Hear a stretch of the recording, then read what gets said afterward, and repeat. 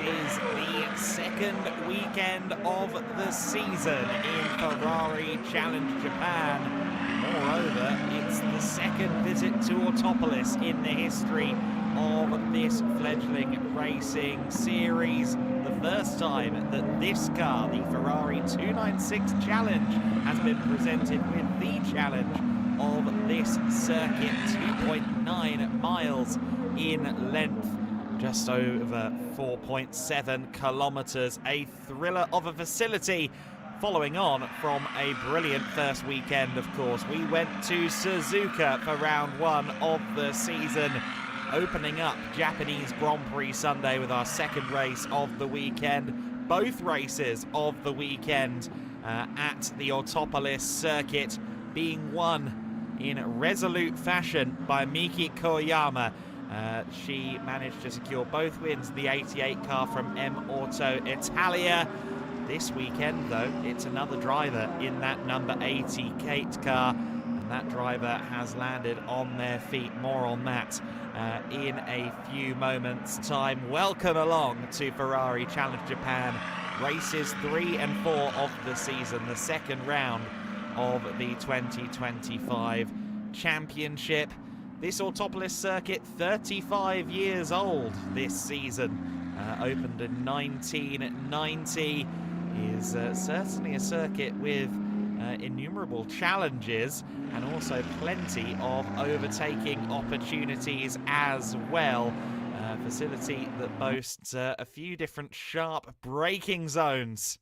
As we can see from above here, that run towards the first corner is a huge opportunity. Turn 3, yet another. Can also make a little slide of a move into turn 6. The negative camber hairpin at turn 11 is another big opportunity. Down what they call the roller coaster straight from there to turn 12.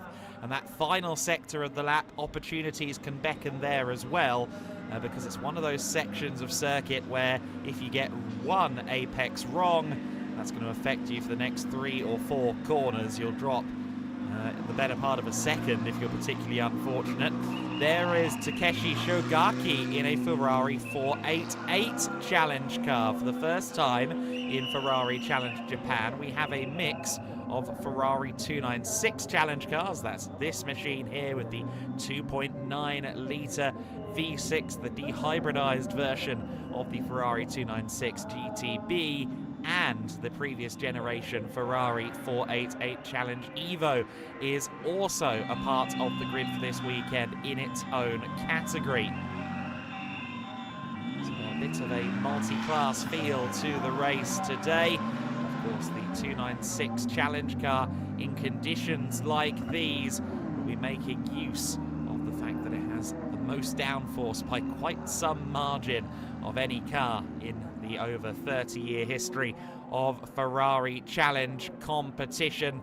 At 250 kilometers an hour, this car generates 870 kilos of downforce, and I think they'll be touching something in the region of 300, at least on dry weather conditions, by the time they get to the end of that long main straight. They'll certainly be up in the 280s, 290s.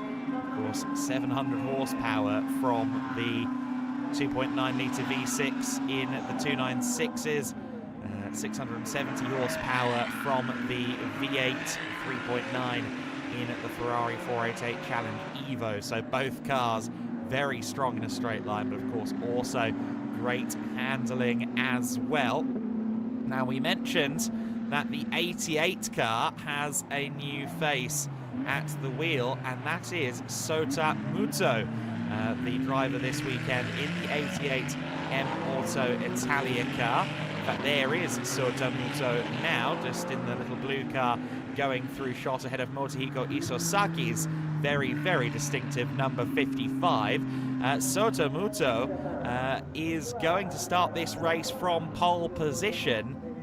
Now, his first ever race, this will be in a Ferrari 296 Challenge car. First time he has raced this machine. He got to drive it earlier in the month here at Autopolis, but he has still very much got himself in the early stages of his tenure driving this car, and he starts from pole position. The story with Muto is a very interesting one. He's a professional sim racer for the Williams esports organization. And here he is, getting ready to start from pole position in Ferrari Challenge Japan. That's going to be a thriller of a situation, one would expect. He was well clear of the field, I must say, in the qualifying sessions. He'll be starting alongside a more familiar face, and that's the face of Nobuhiro Imada in at the number 4 car. Nobuhiro, of course, a regular in the Ferrari Challenge Japan, and before that Ferrari Challenge Asia Pacific as well. But to give you an idea of how fast that blue car was in qualifying, 147.950 for Muto.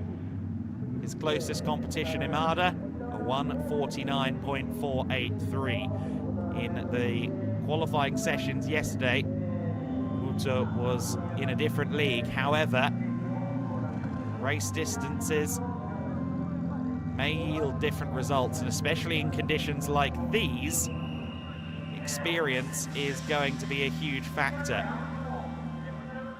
The Ferrari 296 Challenge car, for a car of its level of performance and power, is quite a forgiving platform, but in conditions like this, slippery surface, every curb on the exit of every corner is that little bit more likely to catch you out. And if you're a driver like Muto, who is in the early stages of getting their head around the car, then there will be challenges at every bend. As you can see, the grid filing up at the moment. We've mentioned Imada starting from second place. Akihiro Suzuki starting on the second row of the grid in the number 17 car from Auto Speciale. It will be the Cornez Shiba outfits. Tadao Uematsu lining up 4th on the grid. Uematsu will certainly be one to watch here in Ferrari Challenge Japan this weekend. With Koyama not here in the 88 car this weekend, Uematsu is our de facto championship leader with a 2nd and a 3rd place finish last time out in Suzuka.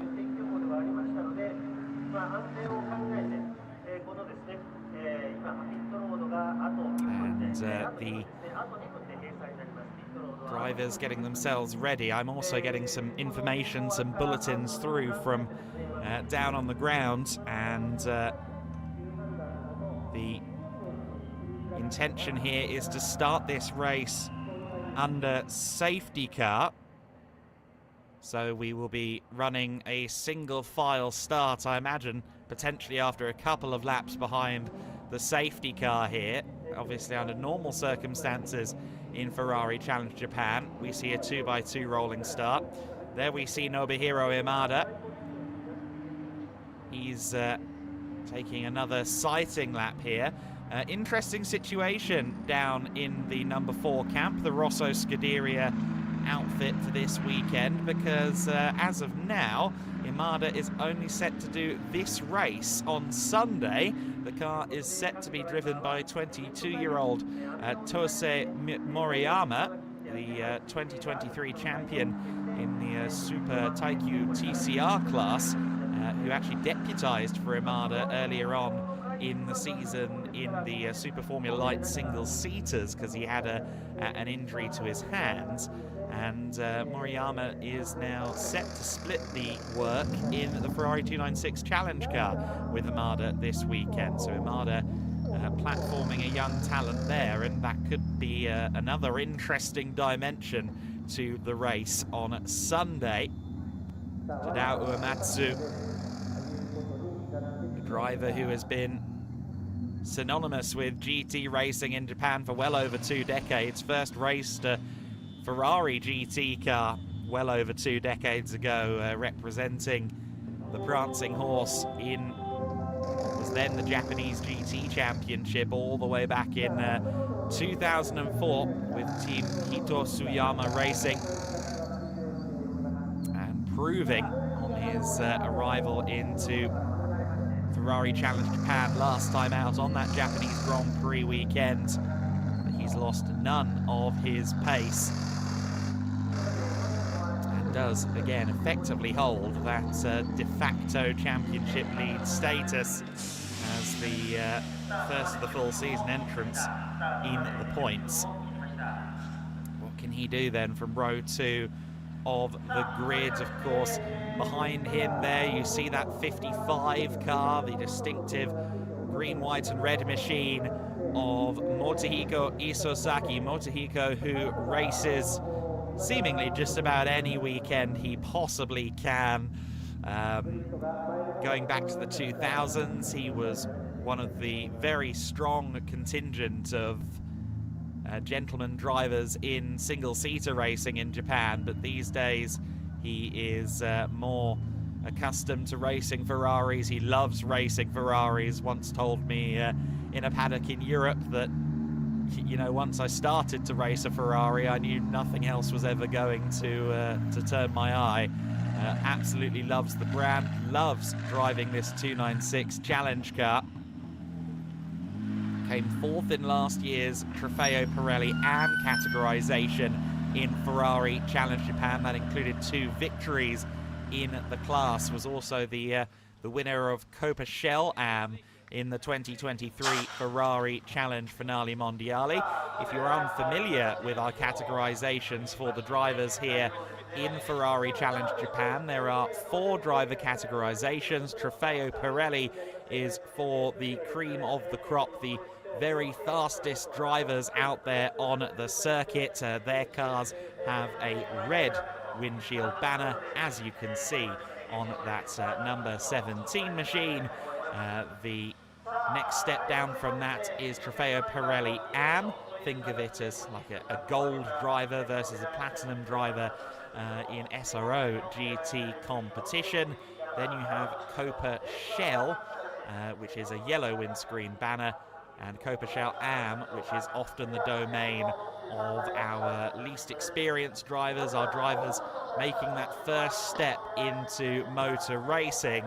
And as the season progressed in 2024, we saw more and more of those black windshield banners at the very front of the field, running top 5 on a not inconsiderable basis last year, and the Copa Shell drivers get in amongst it as well. Muto then on pole position alongside Nobuhiro Imada, Suzuki and Uematsu on row 2, Isozaki and Phil Kim on row 3. Yasutaka Shirasaki, last year's Copa Shell champion, now in Trofeo Pirelli AM. He's alongside Coldmax. Yaneda and Hiwatashi round out the top 10. It's Shibata and Ryotaro Saito next on the grid. Katsumata and Liang Chen, Alex Fox and Hiroyuki Katayama bringing us down to 16th position. Then it's Yoshifumi Komatsu in 17th. He's alongside John Leo in the 108. Kurakawa and Yamaki in the first of the 488s down to 20th. Kane Kim, Yasuhito Fukui and Takeshi Shogaki rounding out the order for this. Another very strong entry list here at the Autopolis circuit. As we alluded to at the very top of the broadcast, we didn't come to Autopolis last year. It was a part of the calendar in our initial 2023 season of Ferrari Challenge Japan. And for my money, one of the most underrated circuits in this region. It does present good overtaking opportunities. It's quite a technical challenge. I think it's a very good test of the platform underneath you. And there are plenty of overtaking opportunities. There are also, frankly, opportunities to get it wrong here. Whether it is turn 11, that second hairpin of the lap, which is wildly off camber.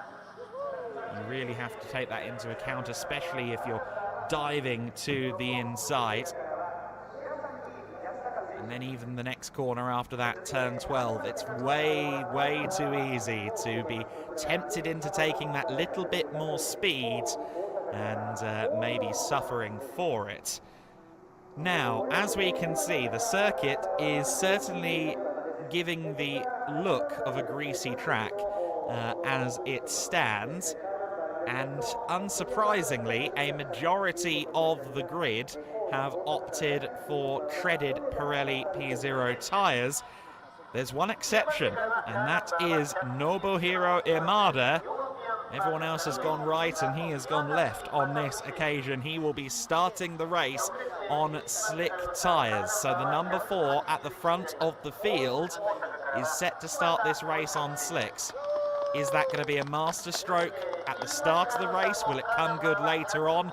Will it work at all? We'll have to see, but Imada is rolling the dice here. We're getting a good look through the field at some of the liveries here. Ryotaro Saito in the 127 car.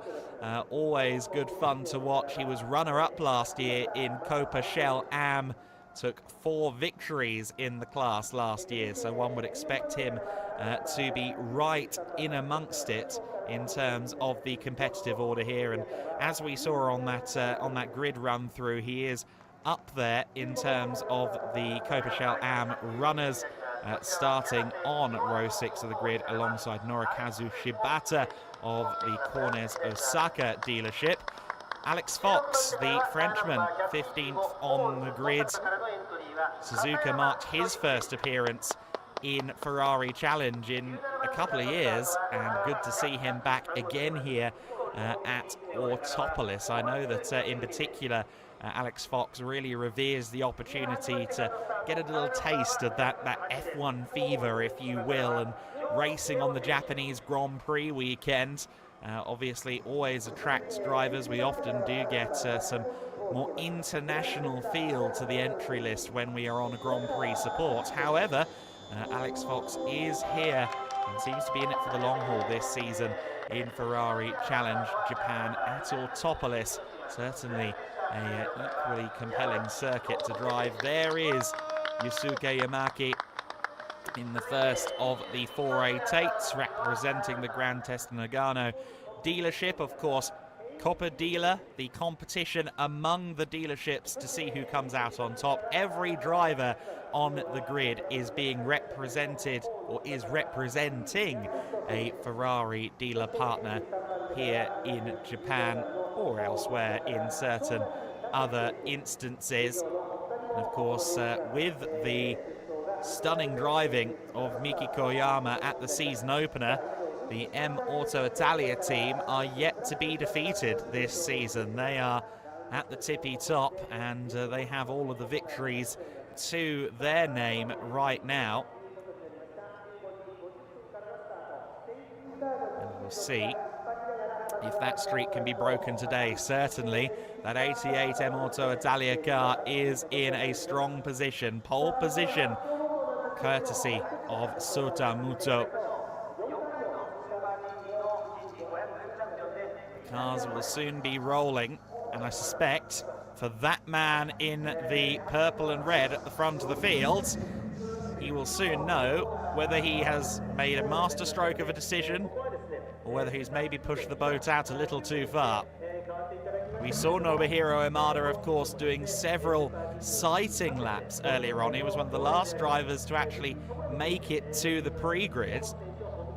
So he hasn't done it with an absence of data or feel. He did several laps to get his head around the conditions, but you can see visually there, as the 1 minute board is shown, that there is still rain falling onto the circuit. I'm not convinced, either looking at the pictures or the weather radar, that the rain is going to be ceasing anytime soon.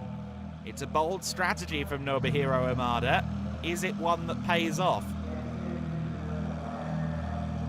Imada, always known as a particularly brave driver, fast and frenetic at all times. And after a mixed bag of fortunes at Suzuka, I do believe that it will be imperative for him to run at the sharp end today. So I believe this race will begin as soon as the cars roll here, which means we're just a few seconds away from the race start.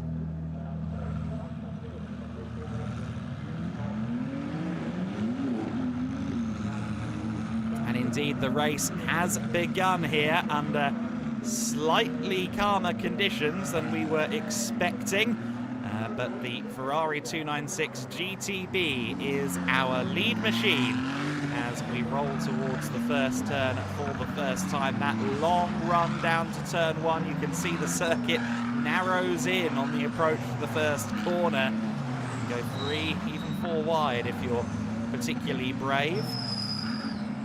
You won't make it into the corner 3 or 4 wide by any means. That is the primary overtaking opportunity, of course, that long run down after the long sweeper that is the penultimate corner, and then the little left-hand kink to conclude the lap. That is overtaking opportunity 1A, but overtaking opportunity 1B, 1C, there are plenty around the circuit. We're looking at another of them here for my money. At the conclusion of the first sector split there, turn 3 of the lap. A lot of these corners only known by number. To borrow some US stock car parlance, one could imagine a slide job move, as they call it in US short track racing, into turn 6. In theory, Ferrari Challenge competition should be a little less physical than your typical day at Bowman Gray. 100R is turn 8, the corner we go through now. It's a turn that, especially towards the end of the race, will test how much is left from that right front tyre, what kind of grip it still yields. And then this hairpin, turn 10, you can see visually, even on camera, just how off camber that is. Very easy indeed to be 5 meters too eager when it comes to leaving your braking late and ending up in the gravel. And most of the gravel beds here at Autopolis aren't that shallow.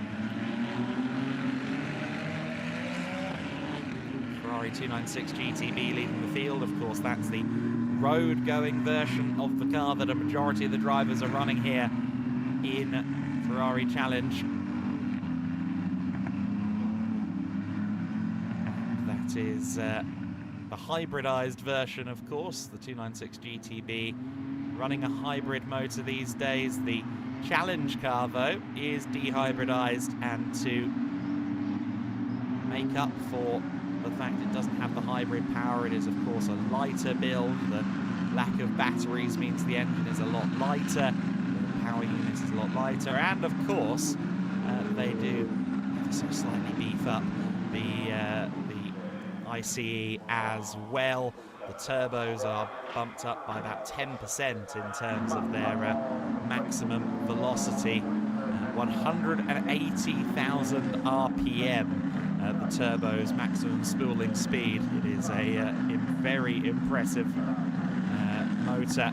The 296 Challenge cars, 2.9 litre. So we'll do a second lap under safety car, which is standard in wet conditions. Drivers will get a couple of opportunities to get a feel for the circuit. It's a circuit where a lot of the drivers haven't done much of any mileage prior to this weekend here in Autopolis in this car, so it does make sense, of course, that when presented with conditions like these, the organisers take every opportunity they can to allow the drivers to figure it out. It looks like we've got one car coming into pit lane at the back of shot there. That was just a service vehicle, so no one from the actual grid.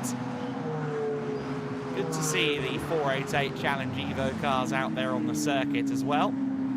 That option to run the 488 Challenge Evo does persist across a few championships here in the Ferrari Challenge. Of course, the 488 platform, the leading light of Ferrari Challenge Japan for Ferrari Challenge globally for practically a decade. 2016 the introduction for the 488 Challenge. Of course, the Challenge Evo spec is the cars we see here, which was introduced a little over 5 years ago now.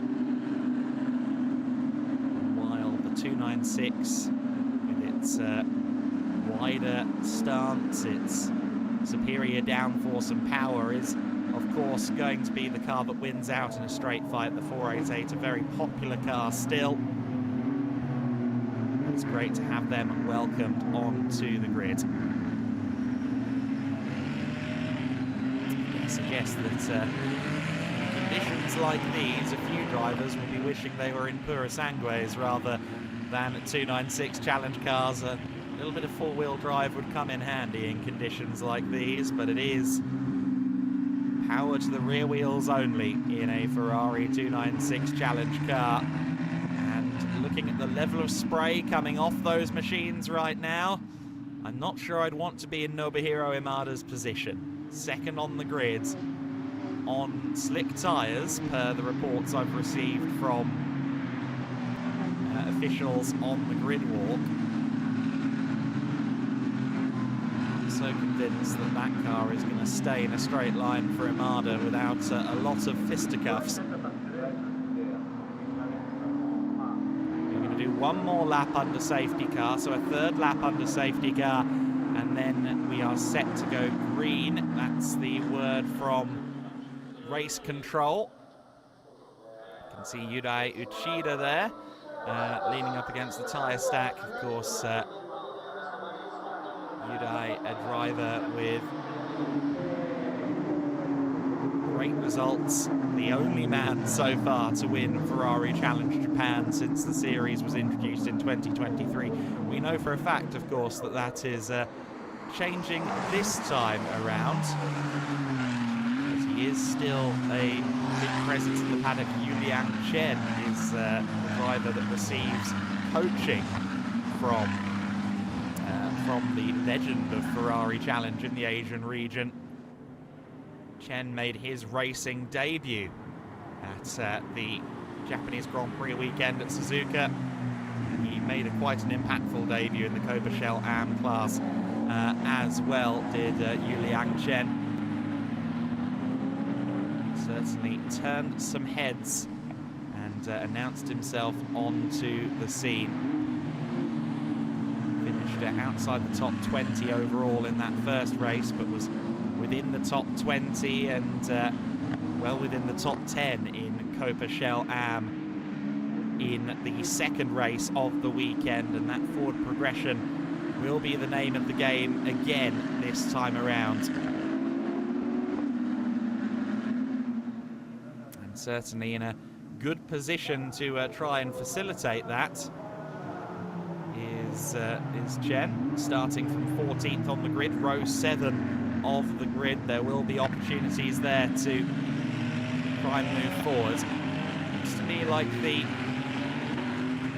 run down what's known as the roller coaster straight is a little more wet, a little more precipitation than there was on previous laps. But as promised, the safety car lights have gone out as we make the long climb back uphill, over 50 meters of elevation change here at Autopolis. You're either streaking downhill or on the climb. Very rarely are you on neutral turf here at Autopolis. It's what you might call a lung troubler for those who like to do the track walk prior to the race weekend.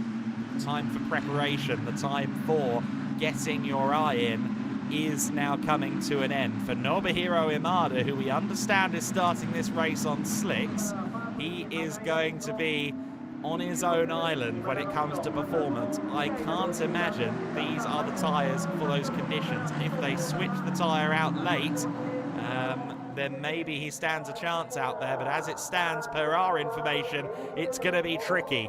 We head to full racing speeds, and it does certainly look like Imada's struggling. Look at the gap between the 88 car as it comes flying across the line to start the green flag racing, and then the field behind being led by Imada. Imada already under some pressure by the looks of it.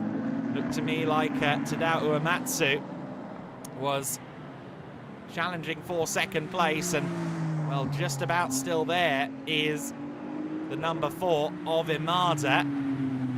Side-by-side racing in the early stages, and Tadeo Uematsu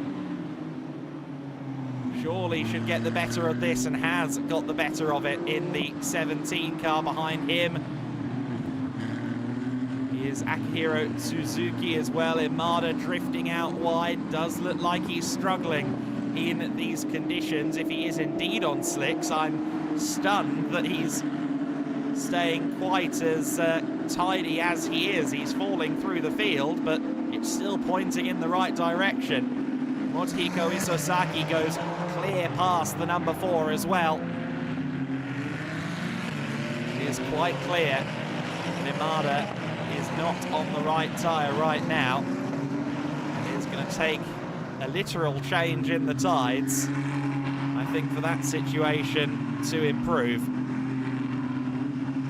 At the front of the field, Sota Muto for Moto Italia is well up the road. Meanwhile, Nobuhiro Imada, who started on the front row with the 88 car, is falling through the field, now being hounded by Phil Kim in the 107 car. There is the leader, the 88 Moto Italia driver for this weekend, Sota Muto. On his first race appearance in the 296 Challenge car, he already has half the main straight between himself and the chasing pack. That is hugely impressive driving.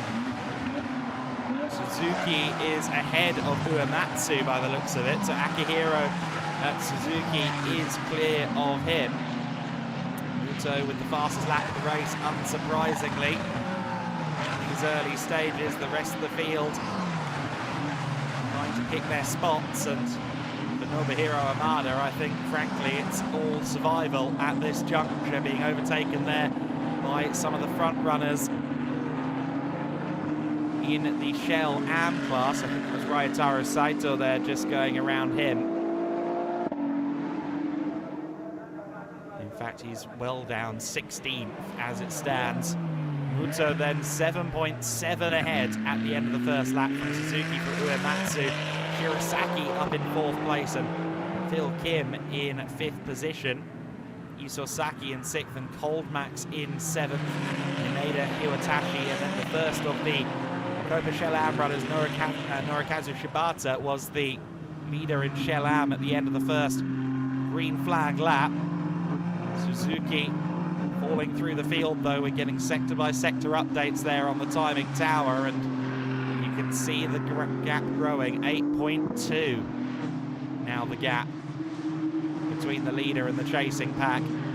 So in a class of his own right now. Here is Shirasaki in that number 19 car, the Raffaele Pirelli AM driver, promoted up from Copa Shell last year after winning that championship.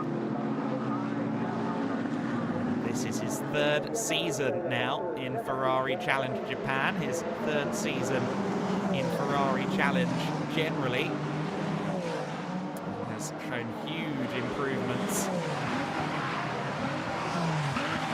over his tenure.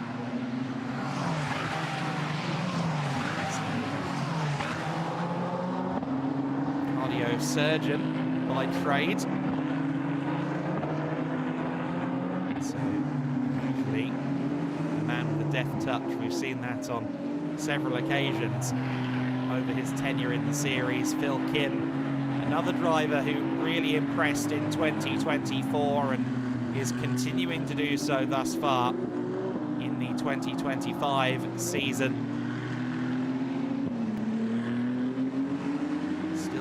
Sole Korean representative on the grid, receiving mentorship from long-time Ferrari Challenge driver Jay Park. He was runner-up in last year's Copa Shell, still in Copa Shell for this year, so he'll be hoping to go one better. It's the 181 car of Norikazu Shibata.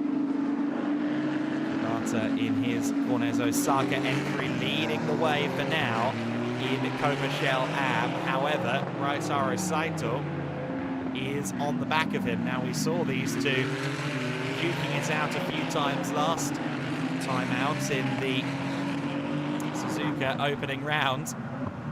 Looks like these are the pace setters, the form markers to beat for everyone else this year in Copa Shell Am. Saito, who last year was runner-up in the Copa Shell Am class, took 4 victories on his way to that accolade. Right now, Norikazu Shibata looking impressive yet again. Did some running in Europe, including at Finale Mondiali, in addition to his Ferrari Challenge Japan appearances in 2024. He came 3rd in last year's Copa Shell Am standings.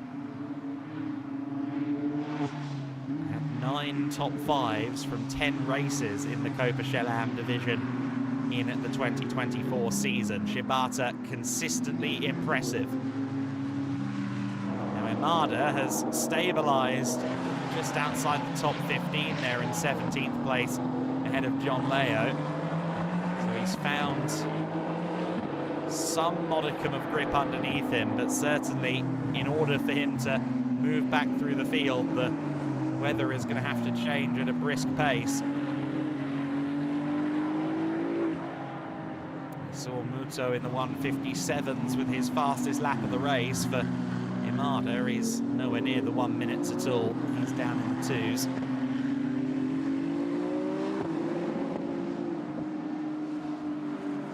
Following battles around the field, but no issues for Muto at the front. 12 seconds clear of Suzuki in 2nd place. Uematsu biding his time, a little under a second off in the battle for 2nd place, but we look here at the hairpin and some more of that battling. They'll emerge from the spray on the run down the roller coaster straight, which today has a distinctive haze over it.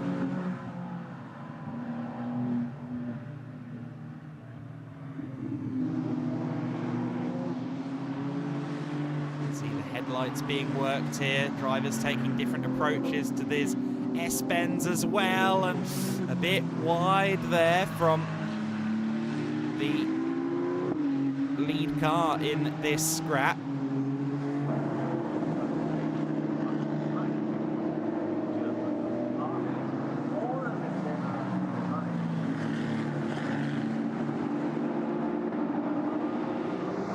Certainly difficult conditions to be jousting 700 horsepower GT cars. Come across the line now. It's the battle for 3rd within Shell Am. So that is Katsumata in the 102 ahead of Yuliang Chen just ahead. Battle for 12th overall, yes, but moreover it is for 3rd in class, and Yuliang Chen would love to be on the podium within Copa Shell Am in this race. A big notch on the cap for the Chinese racer as he comes up to pace for Rosso Scuderia, with Rosso Scuderia's former top gun Yudai Uchida in his ears. Suzuki in the 17 car.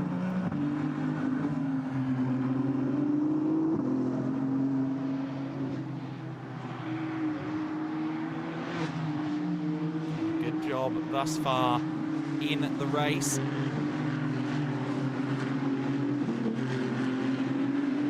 It's only 3/10 off of Imada in qualifying, 3rd fastest, and was 3rd in quali, so a little bit ahead of Uematsu. And that has translated over into the race conditions, clearly.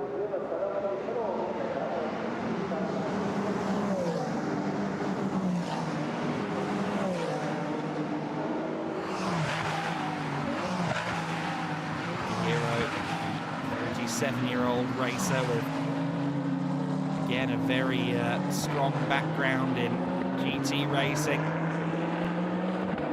All manner of different cars over the years in Super GT, at the Macau GT Cup. He's represented Ferrari previously in Super GT within the GT300 class, and great to see him here this year in Ferrari Challenge Japan. The level at the front of the field continuing to rise.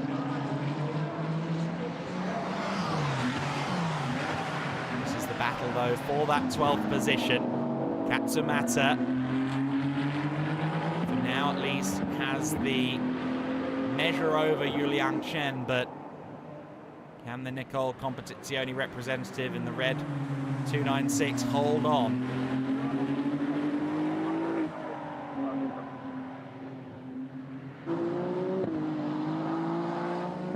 We've got less than 10 minutes left. These cars running the black windshield banners. They are, of course, the Copa Shell AM drivers. You can also see that they've got the white number, black background on the graphics on your timing tower. So Shibata running 10th overall. He leads in this battle in Copa Shell AM generally. This is the battle for third in class, and Yuliang Chen there drifting a bit wide onto the curbs, and he was quite wise there not to try and get the power down on the curb. Yes, it cost him some time, but in the long term, it may have saved him some repair bills. The red numbered drivers, or the red background numbers at the top of the field, that is the Trofeo, that is Trofeo Pirelli, with Muto, of course, leading the overall standings there. Trofeo Pirelli for our quickest drivers. The next step down there is Trofeo Pirelli AM, and that's the category that Yasutaka Shirasaki leads in 4th overall at the moment. Fairly comfortable in that lead, about 9 seconds at the moment clear of Motohiko Isasaki, who runs 2nd in that class. Phil Kim, the Copa Shell leader, is 5th overall. He's got the yellow background on his number there in 5th overall, so yellow means Copa Shell. And then you've got Copa Shell AM, and often it is Shell AM where some of the most interesting battling goes on. It's effectively like the finishing school for a lot of drivers in that class. It's for the drivers who maybe have started the latest, or in their racing tenures, or are in their very first season. And that's wide there from Katsumata. Is that going to be an opportunity now for Yuliang Chen? Chen with a good run down to the braking zone at turn 3, and Katsumata knows it. Again late on the brakes and to the inside line at turn 3. Just gets it stopped. I wasn't convinced, but he's managed to hold on to it there. Can he hold on for another 7 minutes and then +1 lap after that? Yuliang Chen is going to make him work for it, that much is clear.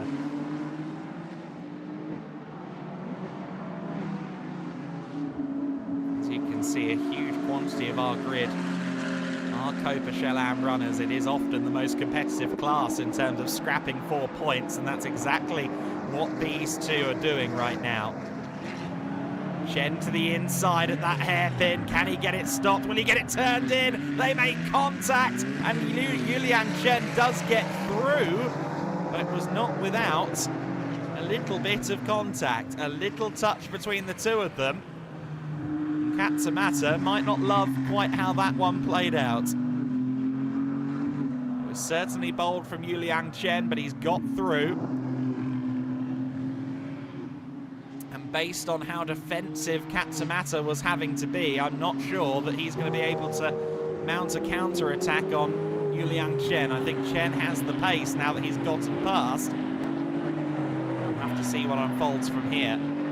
Of course, the other class, the 5th class for this weekend, which I haven't mentioned, is the 488 challenge class, which is the blue background numbers towards the bottom of the timing screen. Yamaki leading that as well, so 20th overall there. In fact, there is one of the 488s being put a lap down by the battle for 2nd overall.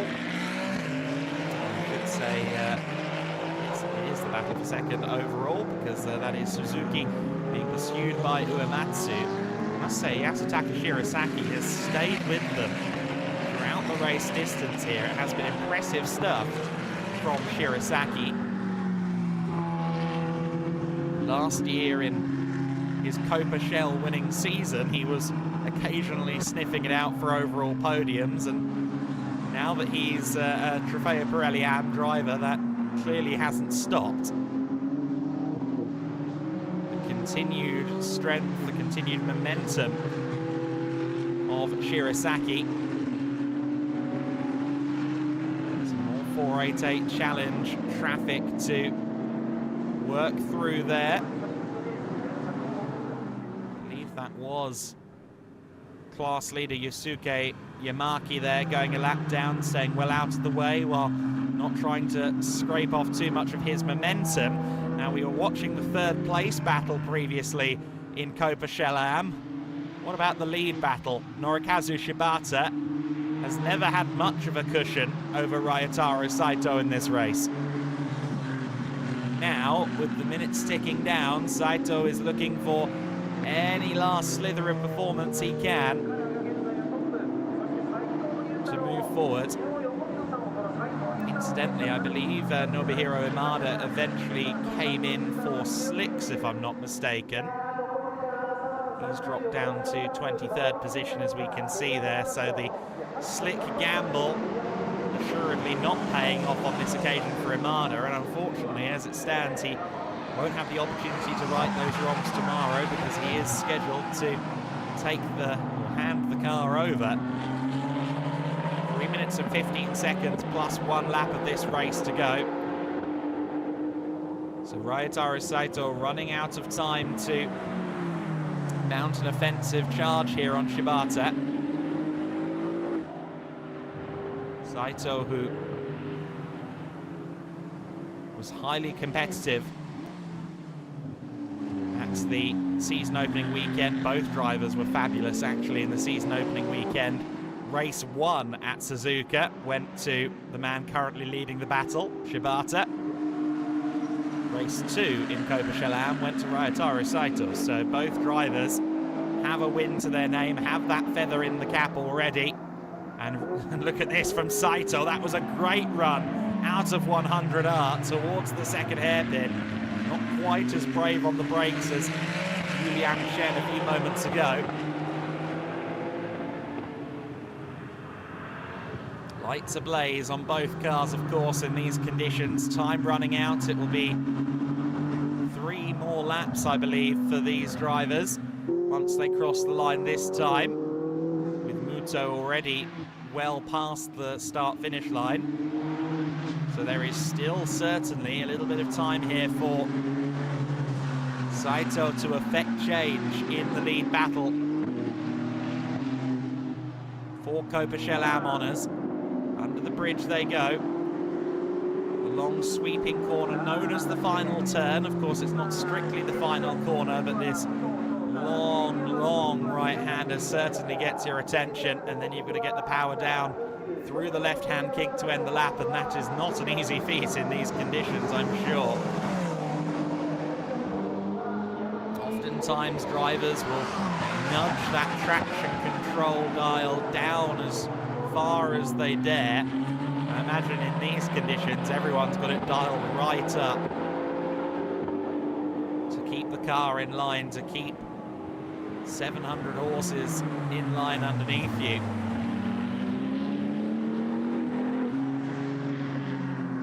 Here's your leader, Muto, who will begin the penultimate lap of the race this time by. There's your information on how his last few laps have gone. A bit of an outlier in traffic there on lap 10, over 2 minutes, but broadly speaking, he's been knocking on that high 57, low 58 pace all race long. For the driver who competes at the very highest levels of esports competition, the Ferrari 296 Challenge is a new quest for him. Right now, it is one that he is rather bountifully taking to. Almost 20 seconds clear of the chasing pack. In fact, as Suzuki crosses the line in second, I think it will be 20 seconds, 19.4 between first and second place right now. Muto with one of the most dominant drives we've seen in Ferrari Challenge Japan so far. course, he had that slight leg up at the beginning of the race as we went to green flag conditions. Nobuhiro Imada was there, second in the queue on the single file start after safety car. He was on slick tyres and struggling, which meant that immediately Muto had something of a head start, but he has built a huge gap. No one was able to challenge in the early stages, and no one has been able to stop him from disappearing up the road in the subsequent laps. The clock has hit 0, but we should be owed one more lap of racing next time by. So the last chance saloon for anyone looking to move up the order. Of course, we've been keeping tabs on that battle for the Shell Am lead. There's Yamaki in the 222 car leading the 488 challenge class. And there is your race leader. Should be starting his last lap this time by, since the clock was still ticking down when he came past pit lane last time. But we'll keep an eye just in case the flag is shown.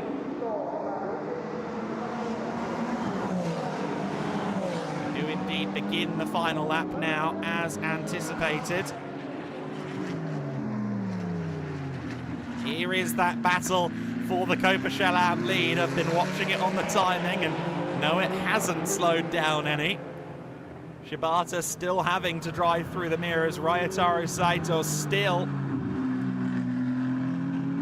right on his back for 10th overall, but moreover for that full haul of points in Copa Shell Am, I should say.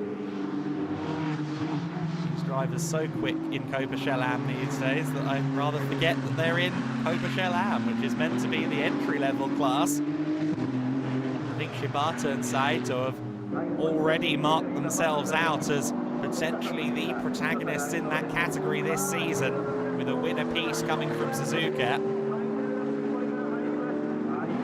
Right now it's Shibata on top in Autopolis. But let's see what happens over the next 2.9 miles, over the next 4.7 kilometers. Will there be a change? Will there be an opportunity for Saito?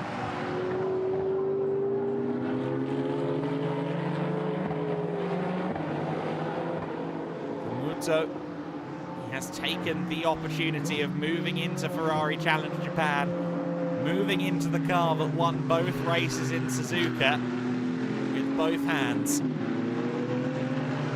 Clearly, the 88 M-Auto Italia car is very well sorted right now, and it has had fabulous talents at the helm so far this year. And again, when presented with the opportunity to prove his worth, hasn't Muto done just that? It's a great win for Sota Muto on his Ferrari Challenge Japan debut, winning by 20 seconds at the sharp end of the field over hugely experienced GT racers behind him. It will be Akihiro Suzuki who comes home in second overall, and Tadeo Uematsu rounds out the podium overall in third. Shirasaki takes fourth position and the Pirelli Am win. He was under pressure at the end of the race there from Phil Kim, who wins Copa Shell.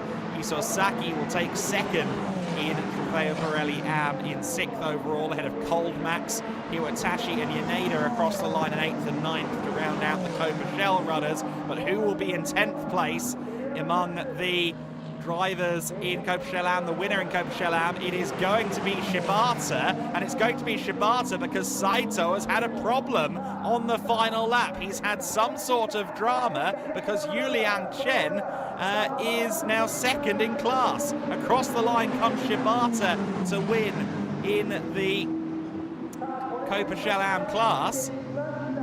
Here he is now, there he goes across the line. But as you can see, Ryotaro Saito is not there to follow him. Yuliang Chen takes second in class. Is Saito still running? That's the big question. 488 Challenge class winner has already come across the line. It was Yamaki, and that was Saito crossing the line just there behind Kim in the 488. So we have now seen Ryotaro Saito across the line, but he's across the line in 12th overall, 3rd in the Copa Shell Am category. Don't think we saw what happened. We might now get a replay of it. So there's Ryotaro Saito. Oh, and he just got caught out there by the increasing standing water coming out of 100R. Very quickly got that car out of harm's way. Then had to negotiate the very slippery grass. He did well to get that car rolling again, quite frankly, once you're on the grass in the wet conditions, but Saito will be disappointed with that, was pushing the limits to challenge Shibata, and sometimes that's what ends up happening. But what a stunning win for Sota Muto. The 88 car and M Auto Italia continue what has been a hugely impressive streak so far in Ferrari Challenge Japan.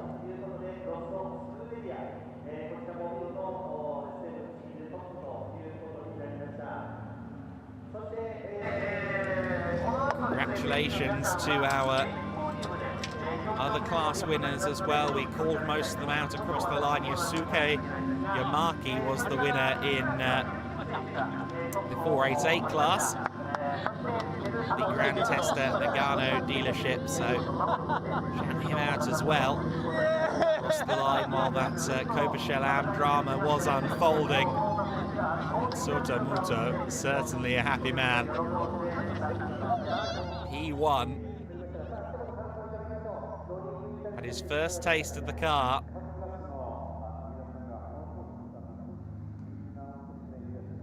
That's an interesting stat, isn't it, on the bottom right of screen. Phil Kim, while he didn't set it all on one lap, hence he didn't get the fastest lap of the race, he had the best sector in each sector of the lap. Phil Kim, I think, was really working out those conditions towards the end, and that's why we saw him hunting this man, Yasutaka Shirasaki, down towards the end of the race. Shirasaki, of course, our winner in Trofeo Pirelli Am. His eponymous Shirasaki Clinic on the side of the door.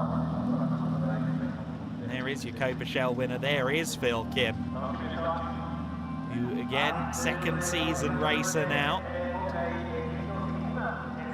Seems to be making big strides. Korean racer for Nicole Competizione. Another top 5 finish, another win in the Shell class. He'll be very pleased with that. Of course, plenty of celebrations to go around here. We hope that we will be staying with you for the celebrations of all the podiums.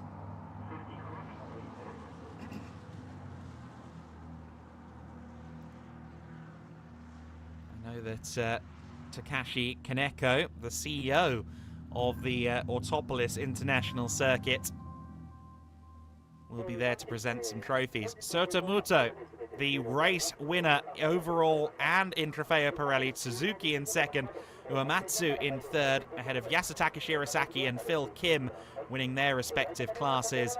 Further down the list, of course, the 10th place overall, also the race winner, that being Norikazu Shibata within Pirelli, within Copa Shell Am, and Yusuke Yamaki down there in 19th place, winning the 488 class. The rest of the names firing past you at the moment. But a really good race, and we can say it now after we've all crossed the line. A great job from all drivers to, relatively speaking, keep that on the straight and narrow.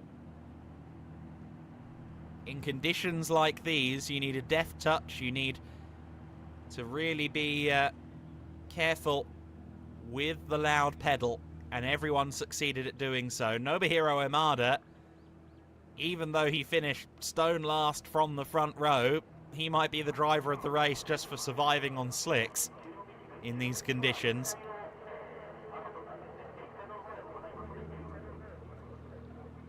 Of course, the Autopolis circuit, we alluded to the fact that Takashi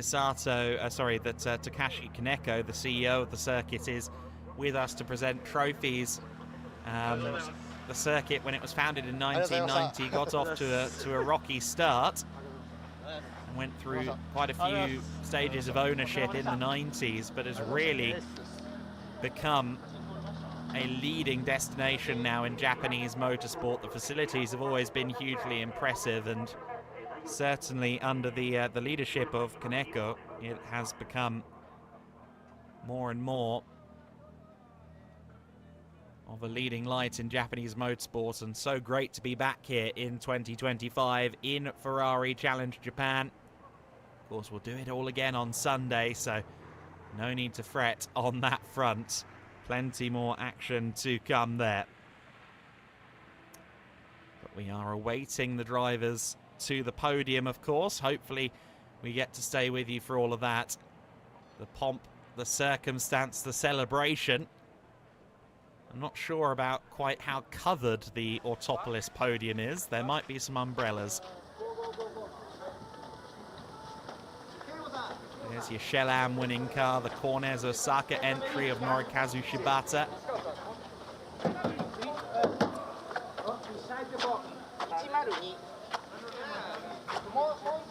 I've been so impressed with Shibata over the time of his tenure here in Ferrari Challenge Japan. And of course, as I alluded to during the race, he jumped across to Ferrari Challenge Europe on a few occasions, took part in the magnificent season-ending weekend for the Corsa Piloti and Cliente programs, and that is the Finale Mondiale, an event like no other, particularly if you are a Ferrari owner or enthusiast. And he competed there, finishing 6th in Copa Shell in the World Final, and was 3rd in the Ferrari Challenge Japan Copa Shell standings.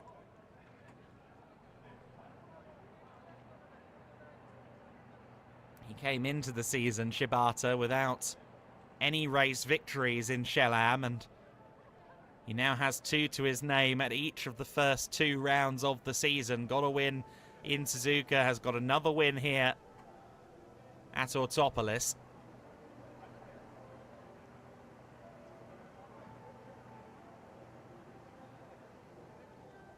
As you can see, the cars have come to rest on the main straight. The podium, if memory serves correctly, is on the what we'd consider normally the main grandstand side, so not in the pit lane, as it were.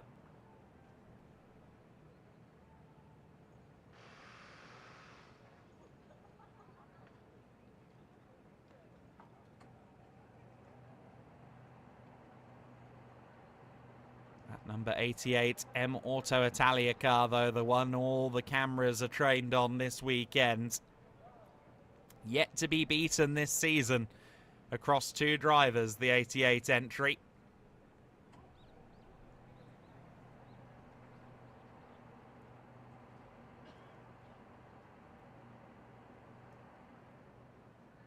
The legions in red, of course, doing their work to make sure all things are running smoothly. The Ferrari operatives always doing a great job to keep these cars up to code and make sure they're running smoothly.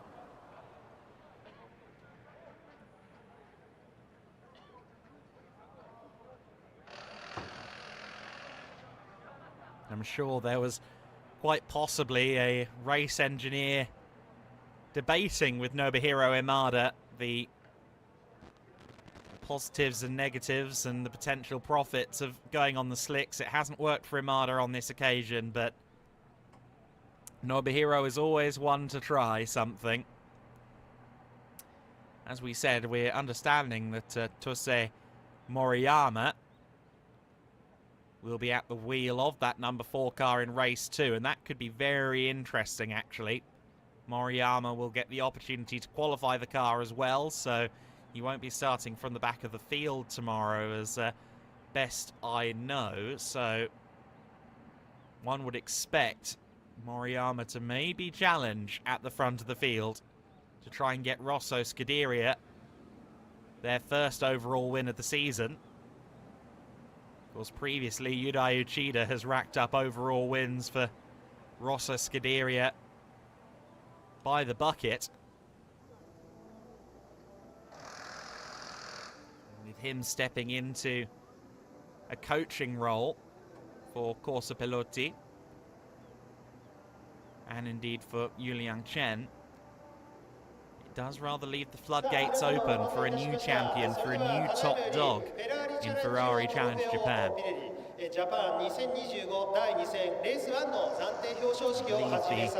advanced stages now of the driver herding mission to get them all towards the podium. And with 5 classes, with the addition of the 488s for this weekend, it is a harder mission than ever before. There is our podium. We'll soon welcome our drivers onto it.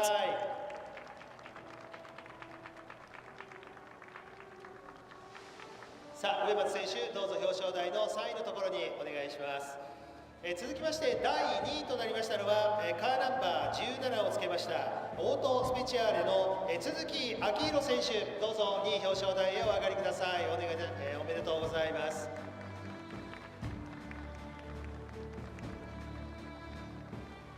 After a race in conditions like these, I'm sure every driver will feel like they've made something quite special happen. Now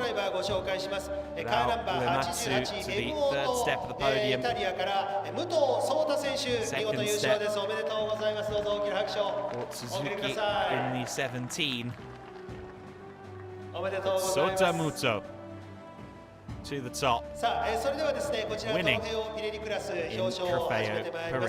まずはじめにですね、優勝されました武藤壮太選手が所属をされておりますディーラーのですね M オートイタリアへはコッパディーラー賞が贈られます。ではディーラーの代表者の方、どうぞ表彰台3位の横のところにお立ちいただきたいと思います。はい、3位の横のところに、ではお願いをいたします。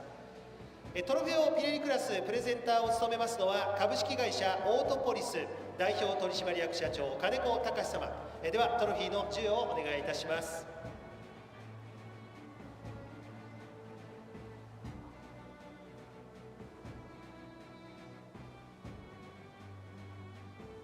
さあまずは3位の上松選手にトロフィーが贈られます。おめでとうございます。So then, trophy presentations ongoing here.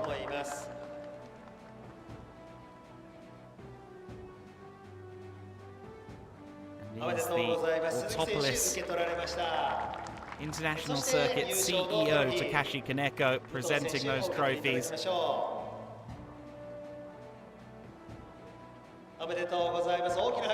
Sota Muto claiming the winner's nod in the 88 car, the M Auto Italia driver. Has done many great things in esports, has crossed over to real-life racing previously, but this will be one of his highest accolades to date in some of the most challenging conditions he's faced in real-world motorsport.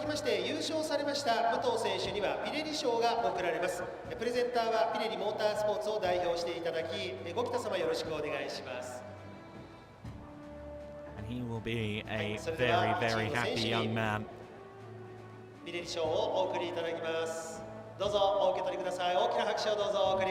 Award going to him as well. Plenty of silverware, and it's only Saturday. Sota Muto will be looking for more on Sunday here at Autopolis. You now get the go-ahead to celebrate as tradition demands with the champagne. I think everyone's smart enough maybe not to run around too much on what looks like quite a slick podium. Oh, he's taken out his trophy while trying to get the champagne to work. Oh, there it goes. Muto. The only mistake he's made has involved a champagne bottle. That's always a good Saturday. I'm afraid it's all gone to the floor after you dropped it, Sota. There we go. A spirited podium for sure. And a big result, a big day for this young man.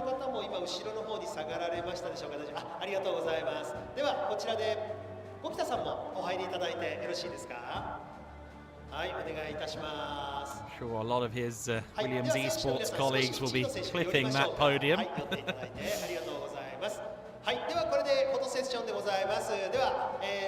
Continues to grow as a talent in motorsport on both sides of the virtual divide. I believe he ran the 24-hour of Fuji earlier this year.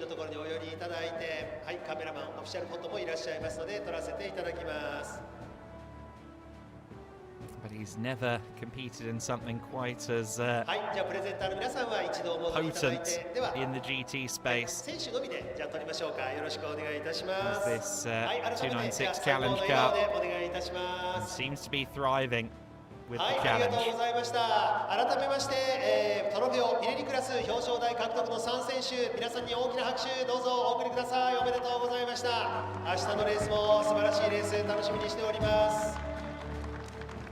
Next up will be the Ferrari podium.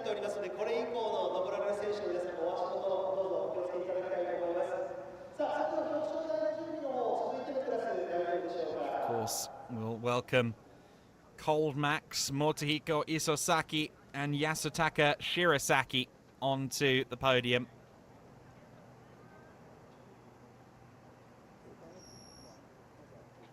With Shirasaki coming out on top, 4th overall in that class. Looks like we've still got some drivers making their way up to the podium.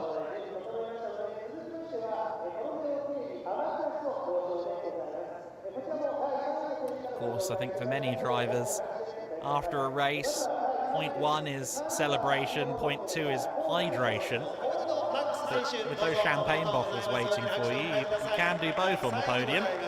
Something that Cold Max knows all too well, has stood on many a podium over the years in Ferrari Challenge, and stands 3rd today in Pirelli Am. Motohiko Isosaki taking 2nd position. The winner is Yasutaka Shirasaki. That momentum, that pace that he showed last year in Copa Shell has translated with the bumper.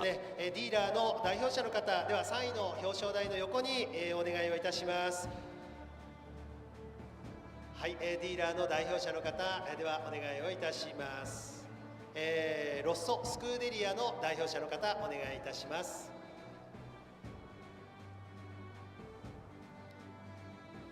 はい、いらっしゃいますか。よろしくお願いします。はい、ありがとうございます。ありがとうございます。では、始めさせていただきます。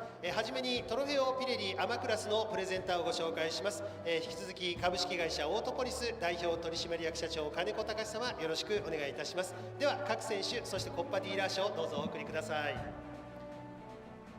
はい、まずは3位の選手からお渡ししてまいりましょう。コールドマックス選手。どうぞ大きな拍手をお送りください。おめでとうございます。From Takashi Kaneko for Cold Max, and Cornes Osaka taking 3rd in the class. Rafael Pirelli and Cornes Shibas, Motohiko Isosaki taking 2nd position, another trophy for him. But the driver of the 19 on top again in Trofeo Pirelli-Am, and そして1位のコッパディーラー Shirasaki 賞 has でございます grown ロス so ト much スクー as エ a リアに贈られ driver ます。 since he debuted in おめでとうございます。 2023, こちらもどうぞ大きな拍手をお願いいたします。おめでとうございます。 and his rate of progression 続きまして優 to 勝 me されました suggests that it won't be long, if not this year, then maybe next, before we're talking about him fighting for the overall title. If he continues his metronomic consistency, in the way he so often does, he will be right up there by the end of the year. おめでとうございます。大きな拍手をどうぞお送りください。 But for now, Trofeo Pirelli-Am glory represented おめで with と the うございます。 trophies there. はい、よろしいでしょうか。ご北様ありがとうございました。さあ、それではですね、ここでシャンパンファイトを先に行いたいと思いますので、ではプレゼンターの皆様、濡れてはあれですので、少し後ろにお戻りいただきまして、さあ、では選手の皆さん、もう始まっちゃうんですね。始まっちゃったんですね。 There goes the よろしいでしょうか。参りましょう。シャンパンファイトどうぞ。 Cold Max is always first when it comes to getting the champagne out. Man of many talents. おめでとうございます。どうぞ大きな拍手をお送りください。さあ、では写真撮影を引き続き行いたいと思いますので、ではディーラーの方ももう一度入りいただいて、プレゼンターの皆さんもご準備いただきたいと思います。よろしくお願いします。はい、選手の皆さん、そしてプレゼンターお入りいただいて、まずは撮らせていただきます。 Isosaki and よろしく Cold お願い Max. します。 Lots of respect between these drivers, of course. はい、お願いいたします。では、チームの皆さん、プレスの皆さん、お取りください。最後に、じゃあ、もう一回撮りましょうね。はい、オフィシャルカメラマンで撮っていただきたいと思います。では、正面の方、皆さん向いて、はい、撮影しております。よろしくお願いし Shirasaki's ます。 form, broadly speaking, in the Ferrari Challenge Japan, this of course does mark his first win of the season. It was Isosaki who won the previous race, race 2 at Suzuka, and the opening race of the season in Pirelli-Am was won by Kanji Agura, who's absent this weekend. ということで、以上こちらのクラストロフェオピレリアマクラスの表彰でございました。大きな拍手を今一度お願いいたします。おめでとうございます。 After race 1 at Suzuka, but Shirasaki this time on the top step. それでは続いてのカテゴリーの表彰に参りたいと思います。 Again, solidifying himself as a front runner after graduating from Copa Shell, proving to be a front runner in Pirelli-Am as well. Speaking of Copa Shell, that will be our next podium. Of course, we're expecting Phil Kim to the top step there.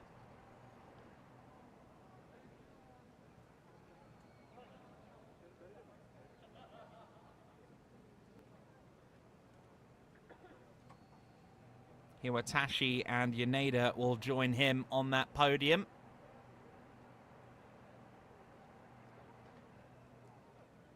Phil Kim winning the class by the better part of 20 seconds ultimately, and we saw that telltale graphic at the end of the cool-down lap declaring that while the best lap of the race went to our overall winner, Muto, it was actually Phil Kim who had the best lap, the best sector in all 3 sectors of the lap. So while it was never quite strung together over the course of one lap, Phil Kim looked very impressive at the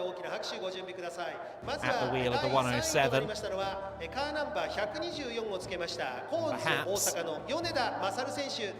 can parlay that into some strong results on Sunday here in Autopolis. 第3位でございます。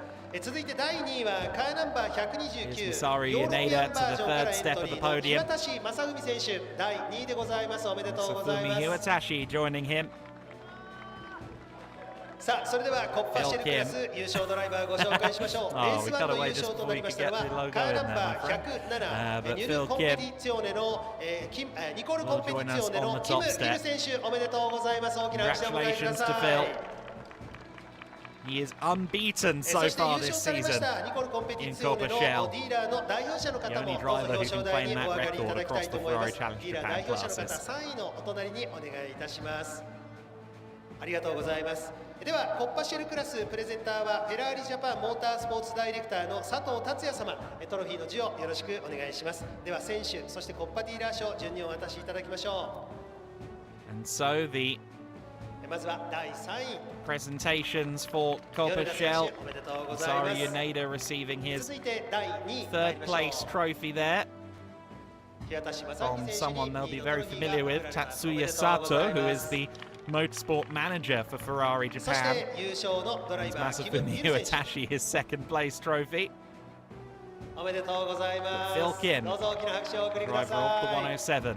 そして On コッパ top ディーラ once ー again 賞 in も Copa ございます Shell, こちら unbeaten. ニコルコンペティシオネの代表者の方にお受け取りいただ He's きま finished す well within the top 10 in every race of the year in おめ terms で of と the うございま overall すどうぞ大きな standings 拍 as 手をお送り well. くださ He'll い be looking for top fives では overall. こちら He'll は be 続い looking てフ for ォトセッションの前 podiums にシャンパンファイトに参りたいと思います overall potentially as well ではプレゼンター at the circuits he likes そ best. のままちょっとですねチームも大丈夫ですか浴びちゃいますけど Very much ちょ the っと limit 戻っ for ていただい drivers て like Phil. その方がいいかなさあ始まりましたシャンパンファイトおめでとうございます Champagne sprays once again. 勝手に開いてしまいましたか暴発しちゃったかなはいでも素晴らしいシャンパンファイトでございましたでは記念撮影をしたいと思いますのでプレ Champagne ゼ in ン the ターどうぞお eyes. 入りい It ただい hurts て so good. よろしいでしょうか記念撮影ですでは選手の皆さんはい1位のところに登りましょうか Sweet sting 3 of 人 celebration トロフィーもお持ちいただいて For はい Phil and co. はい、じゃあキム選手もトロフィー持っていただきましたかね。はい、ではこちらでまずは撮りましょう。プレスの皆さんよろしくお願いします。会場笑顔になるようにどうぞ大きな拍手 Here are お送りください。 your top お three. めでとうございます。 It'll be interesting to hear some of the feedback as Okay, well let's from go. these Ciao, drivers. ciao, We've ciao. heard so much positivity about the Ferrari 296 Challenge car. Of course, in its debut season here in Ferrari Challenge Japan. はい、ではドライバーのみで And for a lot of these drivers, this will be among their first times taking to the circuit in wet はい、あり conditions がとう in ご the ざいま car. す。おめでとうございます。以上がコッパシェルクラス Certainly, の it looked like it 上位 handled 選 those 手の表彰 conditions でござい very ました。 well, おめでとうございま as す。 did our drivers. さあそれではですね、続きましてはコッパシェル、アマクラスの表彰に移りますので、では準備をさせていただきます。 Team at Ferrari always listening to improve the setup for the drivers individually, but also for future generations of Ferrari Challenge car. The envelope always being pushed.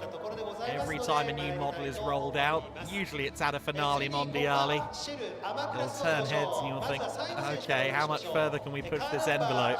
The engineers always find a way to improve generation on generation, and they've certainly done that with the 296. 続きまして第2位はカーナンバー193番 Here then ロソ is スクーデリア our の Shell ユーリャン AM チェン選手 podium. おめで Of とう course, ございます Norikazu 第2位 Shibata です大きな拍手をどう expected ぞ on the top step. では栄えあるレース1の優勝コッパシェルアマクラスの優 Seen 勝は Ryotaro カーナン Saito バー and Yuliang Chen 181位 onto the second and third steps. Of course, Chen inheriting second in class おめでとうございま after す Saito's last lap spin. Saito will be somewhat disappointed. そして優勝されました柴田選手が所属されております He'll デ be ィーラー happy, コ I'm ーズ大阪の代 sure, 表 with 者 the の方コッ points, パディーラー with the 賞 race, with the battle that he had お願いいたします with this man in the 181, Norikazu Shibata. そしてですね続きましてジェントルマン表彰の発表もここでさせていただきますジェントルマン表彰は受賞されましたのはカーナンバー102番をつけましたニコル・コンペティツィオーネの勝俣正治選手おめでとうございますどうぞじゃあ2位のお隣にお並びいただきましょうそちらでいいですかはいこちらの2位のお隣にはいではお願いいたしますおめでとうございます勝俣選手ジェントルマンクラス表彰でございますではこちらのコッパシェルアマクラスプレゼンターはフェラーリジャパンモータースポーツダイレクターの佐藤達也様にお願いをいたしますでは順にお渡しくださいまずは3位の選手から参りましょう And now for the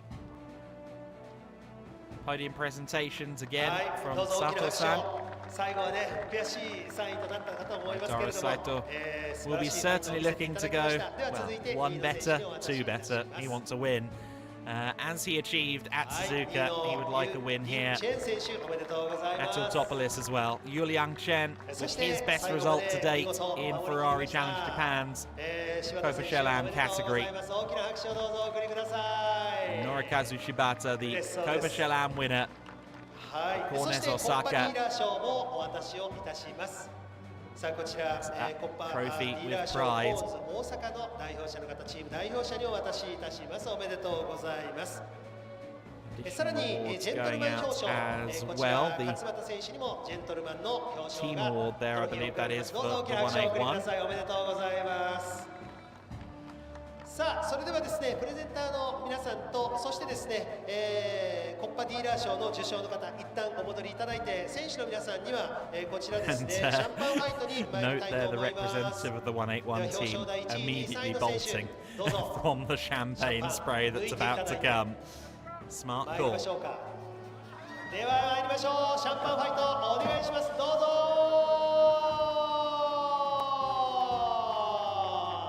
おめでとうございます。どうぞ大きな拍手をお送りください。では続いてフォトセッションに参りますので、プレゼンターの方、そしてリーダー賞、さらにジェントルマンの方ももう一度表彰台にお戻りください。 what I'm sure was a stressful race, it must be said. For Shibata, was under pressure from Saito pretty much from the moment the safety car pulled in until the checkered flag flew, with that final lap spin being the exception to the rule. I'm under no doubt at all that Shibata has had easier races than that.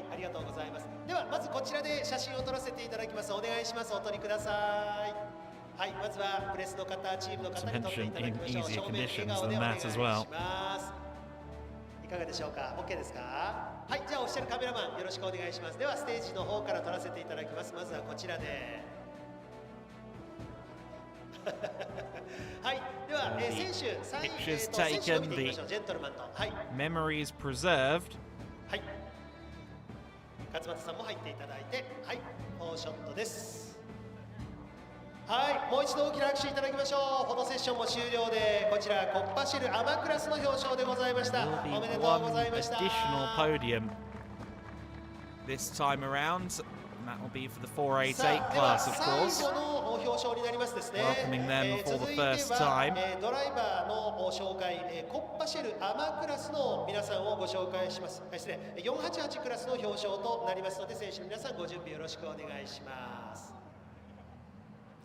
では準備よろしいですね。最後の表彰、488クラスの表彰をさせていただきます。3位の選手からお迎えしましょう。第3位はカーナンバー211ニコルコンペティツィオネのケイン・キム選手。 part of the Ferrari Challenge family, and great to have that class represented for the first time this season. 続きまして第2位はカーナンバー217コーンズ芝、正垣武選手第2位でございます。大きな拍手でお迎えください。そして栄えあるレース1の優勝となりました Takeshi Shogaki, who come to the podium first of all, but the class winner, best to last, he'll say, Yusuke Yamaki, makes his way now. そして山木選手が所属されていらっしゃいますディーラーのグランテスタ長野コッパディーラー賞受賞でございます。 Certainly a strong showing from him, was ahead of a few of the 296s as well by the end of the race. グランテスタ長野コッパディーラー賞でございます。はい、いらっしゃいました。ありがとうございます。では順番にトロフィーを488クラスのプレゼンターフェラーリジャパンモータースポーツダイレクターの佐藤達也様からお受け取りいただきます。ではお願いします。 Interesting to see what the conditions do for us on Sunday. The forecast is projected to be a little bit more positive. Kane Kim receiving his trophy from Tatsuya Sato. Takeshi Shogaki, Kone Shiba takes the runner-up spot in class, but the final P1 trophy of the day to Yusuke Yamaki for Grand Testa Nagano. As we said, all drivers in this series representing a dealership. It's all, they are not young professionals looking to make a name for themselves. They are more than likely clients of that dealership.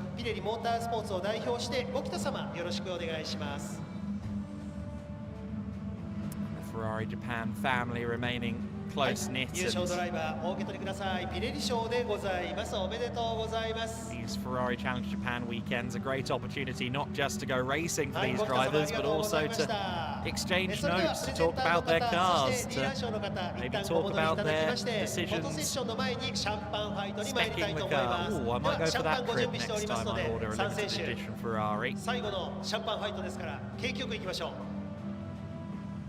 There's a real communal feel in the paddock. 参りましょう。シャンパンファイトどうぞ。 One last spray of the champagne おめでとうございます。 for Saturday here at Autopolis in Ferrari Challenge Japan. A great weekend so far. Despite challenging conditions, the timetable had to be changed. Such was the rain forecast for earlier in the day, but we've got a race in. We had a good race in very challenging conditions here in Ferrari Challenge Japan. That weather certainly not an easy sparring partner for any of these drivers, but they all performed admirably to keep it on the black stuff.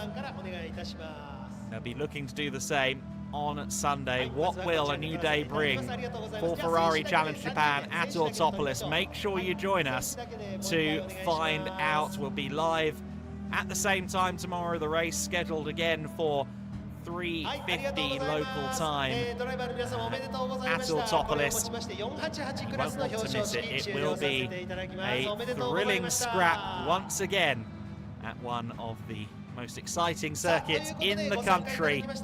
Ferrari Challenge Japan delivers once again on the circuit.